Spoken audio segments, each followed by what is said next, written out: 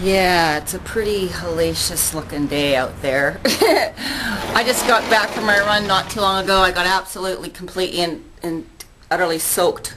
Totally soaked. It's just coming down cats and dogs out there. And at one point I wasn't paying attention where I was walking or running, and I was looking at the scenery, such that it is right now. And I found myself in the middle of a massive puddle that I splashed up all over myself, so I came home soaked all the way up to like my mid-thighs from that. So yeah, so just got out of the shower, feeling better. But as I was running, I was thinking about winter and running, and I talked about snow last time, but today I started thinking about safety, because a long time ago, when I was sort of a new runner, I had a friend who convinced me that even in the winter, if I want to go, I used to run at night. I used to run after I got off work, after like 5 p.m. And so in the winter, it gets dark early, and it's too dark to go in the light if you work a regular day job. So I was kind of trying to figure out a solution for that, and he convinced me that the seawall here in Vancouver is perfectly safe, even in pitch black night. And because it's pitch black night even at 6 o'clock here in the winter. And I didn't really believe him or feel safe about that, but he insisted that it was, you know, safe, so I should just at least once try it before I completely write it off. So I did. I tried it. And I'll tell you, I broke every record that I've ever had running at the time, because I was so scared the whole time. It was so dark out there. You couldn't see anything. You couldn't see your hand in front of your face. And I mean, you never know if someone's close to you even, because it was so dark. And I'm thinking, I mean, sure, maybe it's safe for him. He's a guy.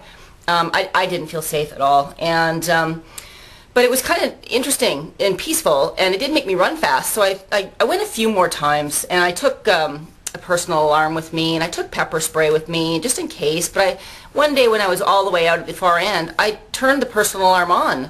It's 110 decibels. It screams. And I turned it on just to see how loud it sounded out in the middle of nowhere, and it just went off into the cosmos. With nothing to echo off of, you could barely hear it, really. I mean, you could hear it if you're holding it, but someone a half a mile away or even a quarter mile away probably couldn't really even know what it is. You know, and so it's not safe. It's not. So I don't now. And I've got the luxury now that I can sort of write my own schedule. So I don't go running in the dark anymore. I run before noon.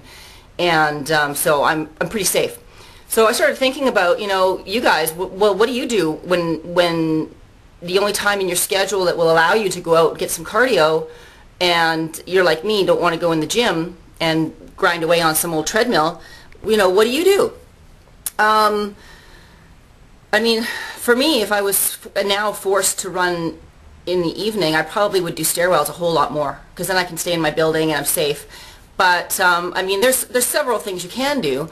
One for me is, if I was going to be doing intervals, everybody I think that I know lives on some kind of block. You know, you live on a street, and the street involves a block, and several blocks make up the street. So what you can do is you can just take the block that you live on and run one section, turn the corner, walk the next section, turn the corner, run the next section, turn the corner, walk the next section, and you're home again.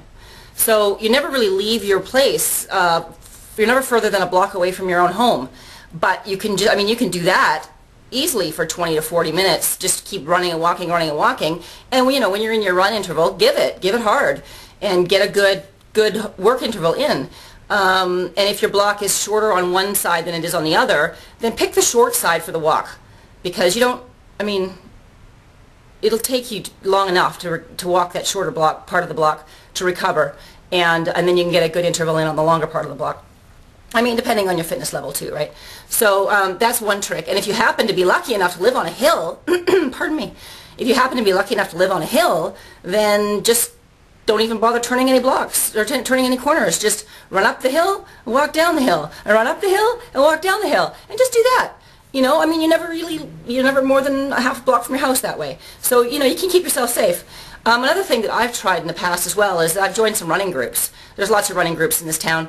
They run at night, but they're a huge group, you know, and even if you're slower or faster, there's always someone that's going to be at your level. So you'll always be near other people that are doing exactly what you're doing, and there's safety in numbers.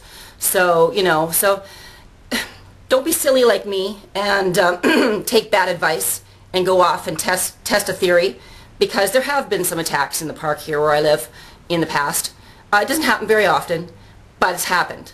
So, you know, I mean, it's a numbers game.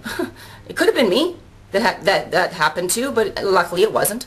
And I'm not foolish enough now to to test that theory anymore. So make sure you keep yourself safe. You know, if you don't have a place where you can do a good long endurance run, then do intervals on your city block. Done. You know, just get something done. So that's it. Just wanted to touch base about safety, and that's it for today. So we'll see you again soon. Take care.